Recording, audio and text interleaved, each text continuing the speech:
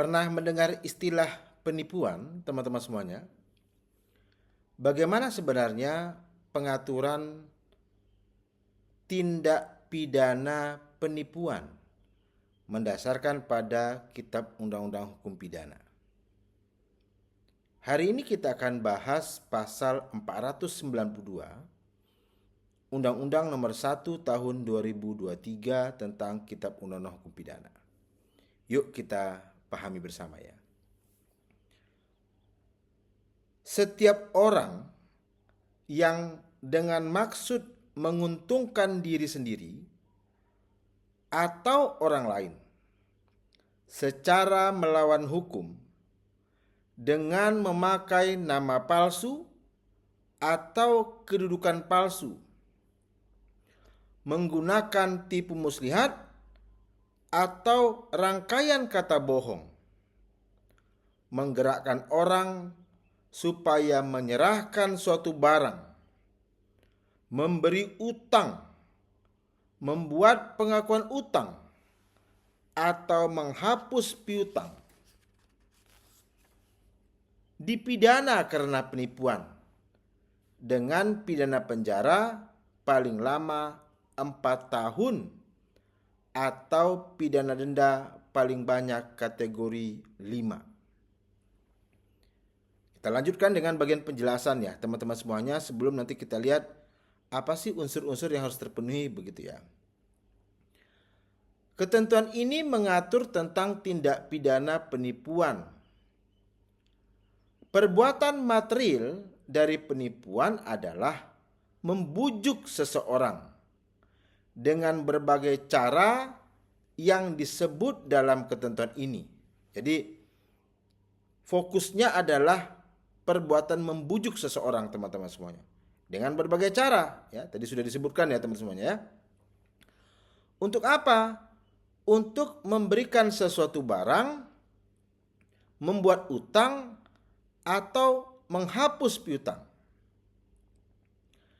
Dengan demikian, perbuatan yang langsung merugikan itu tidak dilakukan oleh pelaku tindak pidana, tetapi oleh pihak yang dirugikan sendiri. Jadi yang akhirnya aktif melakukan perbuatan itu adalah si korban, teman-teman semuanya begitu ya. Kenapa? Karena dibujuk tadi gitu ya. Perbuatan penipuan baru selesai dengan terjadinya perbuatan dari pihak yang dirugikan sebagaimana dikehendaki pelaku. Pelaku membujuk, kemudian karena bujukannya si korban itu melakukan perbuatan, apakah tadi saya katakan memberikan sesuatu barang, membuat utang, atau menghapus piutang, teman-teman semuanya. Barang yang diberikan tidak harus secara langsung kepada pelaku tindak pidana, tetapi dapat juga dilakukan kepada orang lain yang disuruh pelaku untuk menerima penyerahan itu. Penipuan adalah tindak pidana terhadap harta benda. Tempat tindak pidana adalah tempat pelaku melakukan penipuan, walaupun penyerahan dilakukan di tempat lain. A menipu B di kota Jakarta, tetapi penyerahan barangnya dilakukan di Surabaya, maka walaupun penyerahannya kok ternyata di Surabaya, tidak bisa menjadikan alibi bagi si pelaku. Kan berbeda antara saya ngobrolnya dengan penyerahan barangnya. Tidak begitu teman-teman semuanya ya.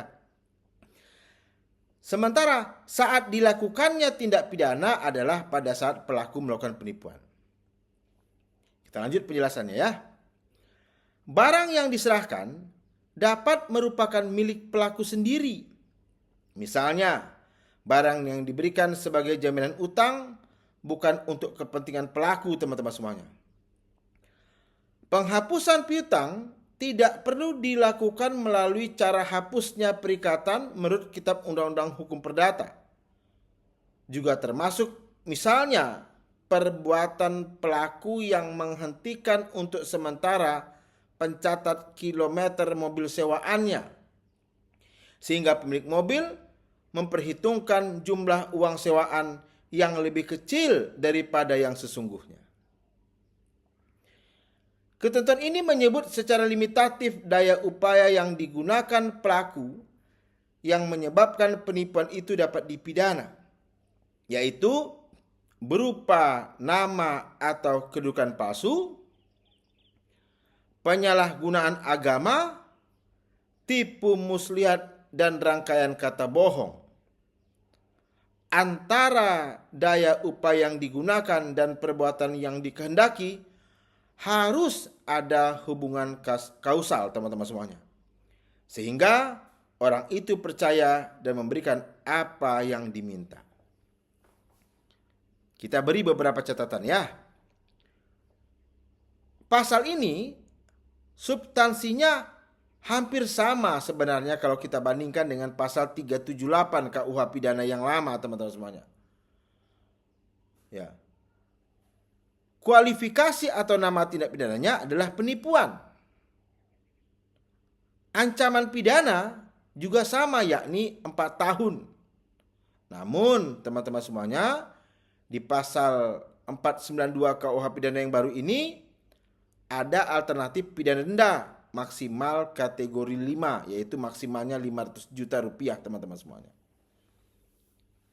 Dan penjelasan pasal 492 ini sudah detail untuk menggambarkan apa itu penipuan. Lalu Irawan, apa unsur-unsur yang harus terpenuhi sehingga tindak pidana penipuan ini dianggap sempurna terjadi gitu ya.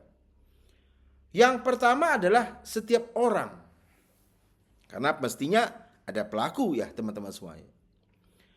Yang kedua, dengan maksud menguntungkan diri sendiri atau orang lain. Yang ketiga, ini juga penting ya, secara melawan hukum. Ya. Jadi perbuatan itu dilakukan tetapi secara melawan hukum sebenarnya, teman-teman semuanya. Yang keempat, dengan memakai nama palsu atau kedudukan palsu, menggunakan tipu muslihat atau rangkaian kata bohong.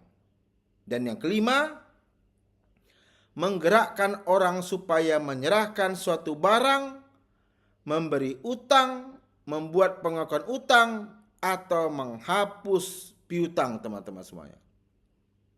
Jadi kalau kita lihat itu ada unsur bujuk rayu ya yang menyebabkan teman-teman semuanya orang akhirnya mau melakukan sesuatu.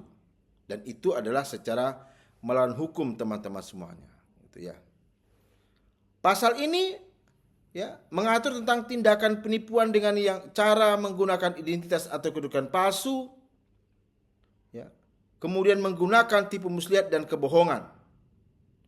Nah, teman-teman semuanya, kalau kita lihat ya apa tujuan akhirnya, bisa berupa penyerahan barang, saya ulangi, pemberian atau pengakuan utang, dan penghapusan piutang.